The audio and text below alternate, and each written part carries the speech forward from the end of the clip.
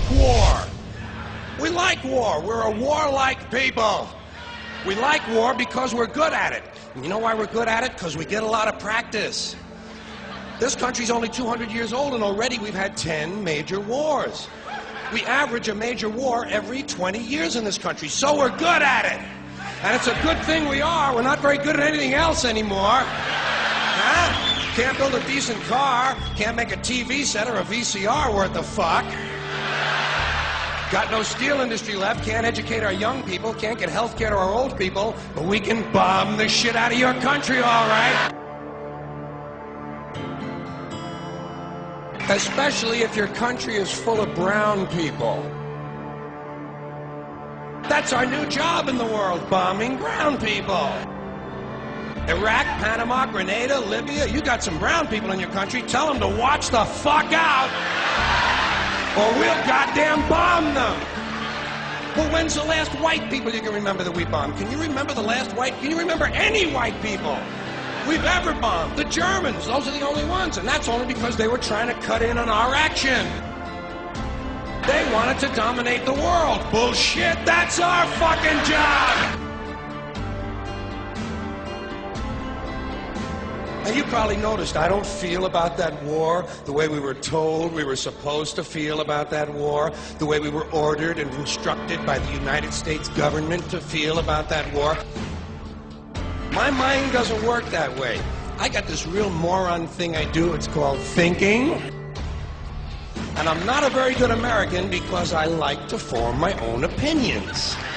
I don't just roll over when I'm told to. Sad to say, most Americans just roll over on command. Not me.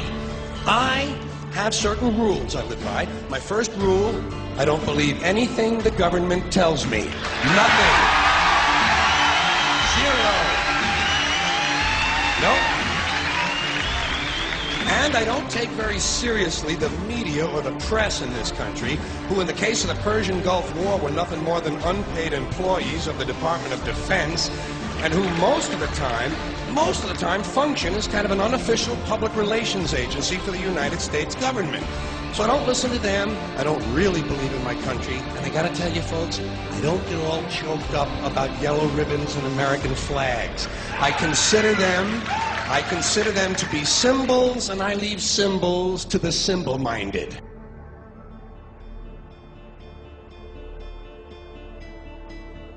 I'm talking about the fact that a war is rich old men protecting their property by sending middle-class and lower-class young men off to die.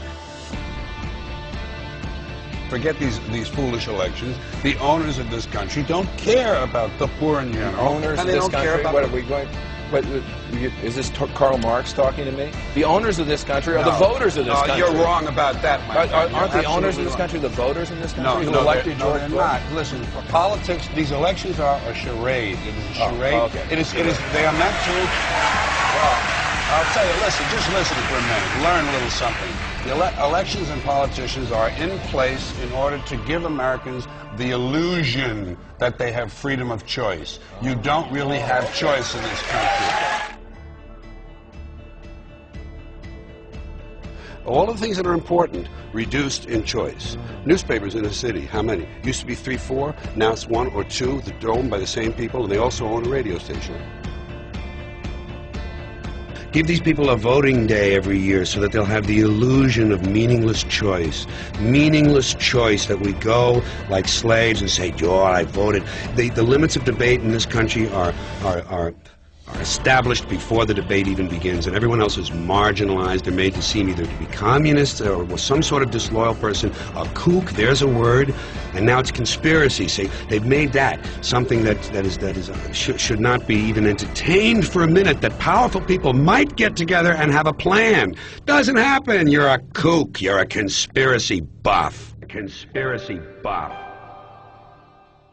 Not as a result of a conspiracy, but because... You don't need a formal conspiracy. Right. When interests converge, these people went to the same universities and fraternities, they're on the same boards of directors, they're on the same country clubs, they have like interests, they don't need to call a meeting, they know what's good for them, and they're getting it. And there used to be 7 oil companies, there are now 3, it will soon be 2. The things that matter in this country have been reduced in choice. There are 2 political parties, there are a handful of insurance companies, there are about 6 or 7 information things. But if you want a bagel, there are 23 flavors because you have the illusion.